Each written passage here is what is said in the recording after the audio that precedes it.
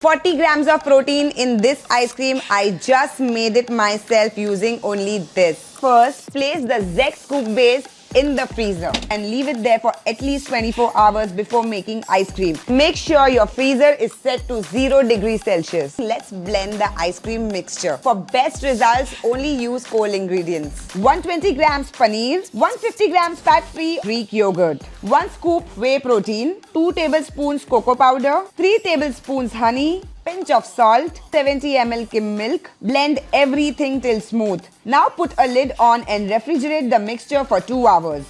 Take the frozen base out of the freezer. Start the make immediately because the base works best in the first 15 minutes. Pour the chilled mixture into the frozen base, attach the ice cream maker head with the paddle and just press this button. And here we go. After about 15 minutes, you'll see ice cream, wow, freezing on the walls.